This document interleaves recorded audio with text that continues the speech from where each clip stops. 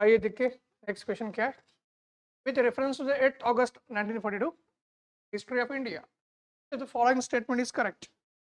8 अगस्त 1942 को अगर देखते हैं भारत की इतिहास में, वैसे कौन सा जो स्टेटमेंट दिया हुआ है, कथन दिया हुआ है वो सही है। पहला, the quit India resolution was adopted by AICC. दूसरा, viceroy's executive council was expanded to more Indians. वो तो 1940 में हुआ था, ये 1940 में हुआ था, ऑब्वियसली नहीं आएगा।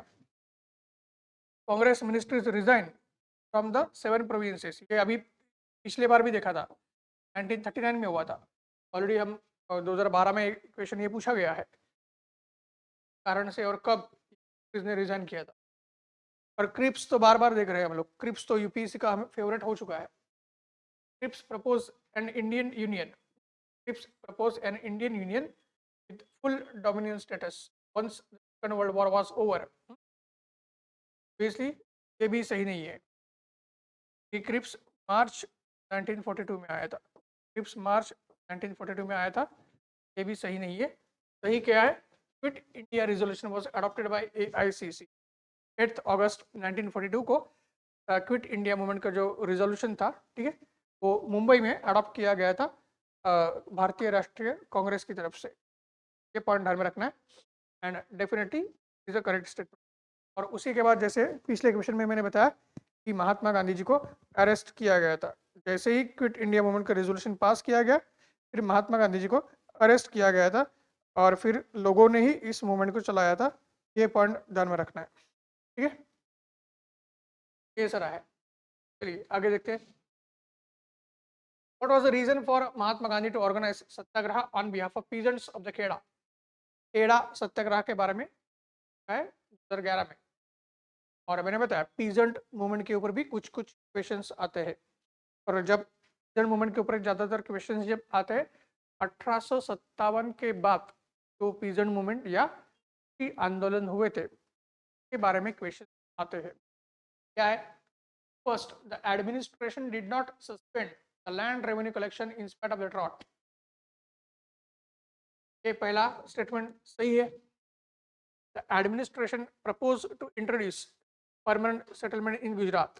दूसरा स्टेटमेंट रॉन्ग है, ठीक है, आंसर ए आएगा। तो अगर खेड़ा में सत्याग्रह चालू किया गया था उसका मेन रीजन था कि खेड़ा आता है आपके गुजरात में, और कहीं ना कहीं समय फेमाइन भी आया था, मतलब ड्रॉट एंड फेमाइन भी चल रहा था एंड प्लेग एपिडेमिक आके जा चुका था ठीक है, प्लेग एपिडेमिक आके जा चुका था। और एज पर द बॉम्बे गवर्नमेंट लॉज, समय गुजरात जो है वो बॉम्बे का पार्ट था। बॉम्बे गवर्नमेंट जो था उस समय के कानून के हिसाब से वहाँ पे प्रोविजन थी, अगर ड्रॉट वगैरह आया है या कोई नेचुरल कैलेमिटी आई है तो लैंड रेवेन्यू को कम किया जाएगा या माफ़ किया जाएगा ठीक है। तो इसकी वजह से क्या है कि फार्मर्स या कल्टीवेटर्स की तरफ से पीटी की गई थी, ड्रॉट भी चल रहा है और कहीं ना कहीं प्लेग आके गया है, तो जैसे किसान तकलीफ में है और एज पर the provisions of the law land revenue has to be reduce and as of now the collection has to be suspended. Administration ने लैंड रेवेन्यू कलेक्शन सस्पेंड नहीं किया था ड्रॉट होने की वजह से। डेफिनेटली फार्मर्स ने फिर महात्मा गांधी जी को अप्रोच किया था, और गांधी जी को अप्रोच करने से पहले सरदार पटेल ऑलरेडी खेड़ा के फार्मर्स को ऑर्गेनाइज कर चुके थे एंड खेड़ा सत्याग्रह की वजह से सरदार पटेल का राइज नेशनल मूवमेंट पे आपको दिखता है। ये पॉइंट ध्यान में रखना है, ठीक है। फिर गांधी जी आए थे, गांधी जी ने फार्मर्स के जितने भी ग्रीवेंसेस थे उसको सुन लिया एंड उसके बाद उन्होंने खेड़ा सत्याग्रह को पूर्ण अंजाम दिया था, एक सक्सेसफुल अंजाम दिया था और ब्रिटिश सरकार को घुटने पे लाया था। और बॉम्बे जो गवर्नमेंट है, मतलब बॉम्बे का एरिया है, वहाँ पे रैयतवारी सेटलमेंट थी। बॉम्बे में क्या है, रैयतवारी सेटलमेंट थी, परमानेंट सेटलमेंट नहीं थी, ठीक है? और ब्रिटिश गवर्नमेंट जो है या एडमिनिस्ट्रेशन है वो कोई रैयतवारी सेटलमेंट को निकाल के परमानेंट सेटलमेंट को लाना है, ऐसा उनका कोई प्रपोजल नहीं। रैयतवारी सेटलमेंट को हटा के परमानेंट सेटलमेंट को शुरू करना है वहाँ पे, ऐसा कोई भी प्रपोजल वहाँ पे नहीं। एक ही आपका स्टेटमेंट सही, statement number 1, answer is a. ठीक है, आइए देखते हैं आगे। Mahatma Gandhi said that some of his deepest convictions were reflected in a book titled Unto the Last, and the book transformed his life. What was the message from the book that transformed Mahatma Gandhi? Okay? Unto the Last ये जो आपका book है, ये कहीं ना कहीं एक famous philosopher थे, डेविड हेनरी थोरेयू। डेविड हेनरी थोरेयू एक फेमस फिलोसोफर थे, मॉडर्न वेस्टर्न थिंकर थे, और उनसे महात्मा गांधी जी काफ़ी प्रभावित हुए थे। ये जो कहीं ना कहीं फिलोसफी है, दर्शन है, दार्शनिक है, से महात्मा गांधी जी काफ़ी प्रभावित हुए थे अपने खुद के जीवन पे। और खास करके जब महात्मा गांधी जी साउथ अफ्रीका में थे, तो उनके साउथ अफ्रीका में जो उनका जीवन था, कहीं ना कहीं उसमें भी बहुत ज़्यादा प्रभाव हेनरी डेविड हेनरी थॉरी जो है, तो कहीं ना कहीं फिलोसफी है या उनका जो दार्शनिक शास्त्र है, वो प्रभाव अपने लाइफ में वो अनुभव कर रहे थे तो गांधी जी का। और इसलिए उनका जो डेविड हेनरी थॉरी का जो बुक है unto the last, unto this last, इस जैसे वो गांधी जी खुद मानते कि ट्रांसफॉर्म किया। तो ऐसा कौन सा मैसेज था कि जैसे महात्मा गांधी जी ने ट्रांसफॉर्मेशन विटनेस किया था? ऐसा कौन सा वो मैसेज था उस बुक से कि जिससे गांधी जी खुद को बदला हुआ इंसान मान रहे थे? ध्यान में रखना है।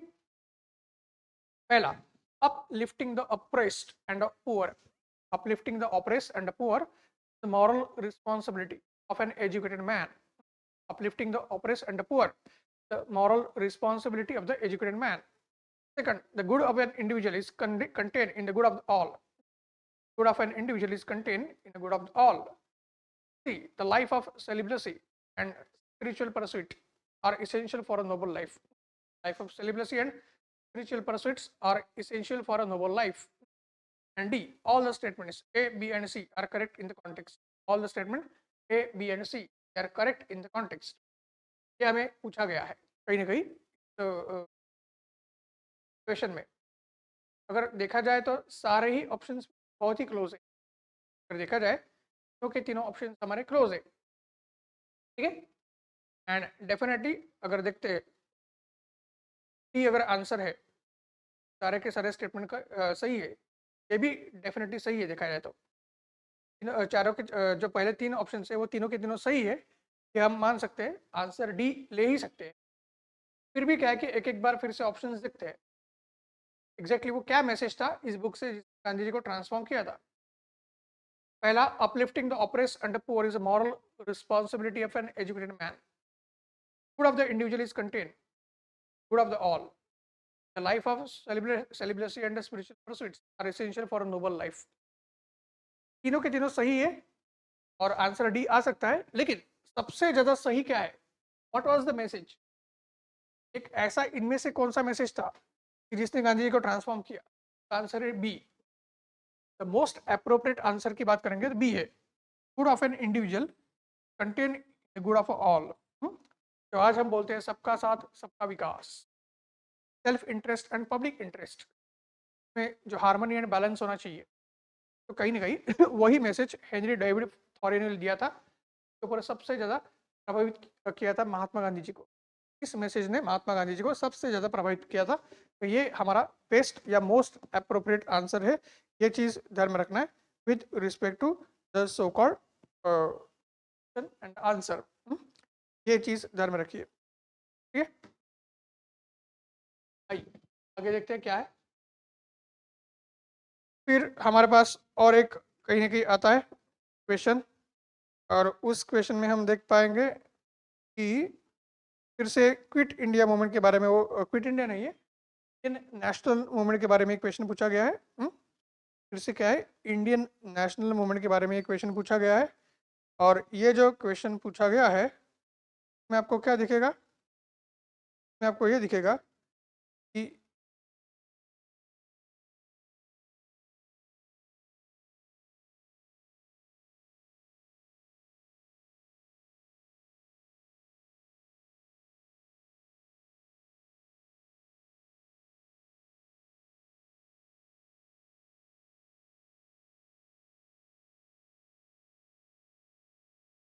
ठीक है, तो हमें क्वेश्चन में देखना है क्या है एग्जैक्टली, देखते हैं अभी।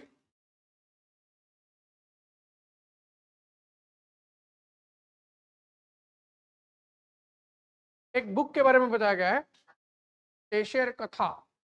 देशेर कथा नाम का एक बुक है, with reference to the book Desher Katha written by Sakharam Ganesh Deuskar. Desher Katha एक बुक है, सखाराम गणेश देउस्कर ने लिखा था during the freedom struggle. Consider the following statements. First, it warned the it warned against the colonial states hypnotic conquest of the mind. Warned against the colonial states hypnotic state of a mind. पण पहला दिया गया first one, for the performance of Swadeshi street plays and folk songs.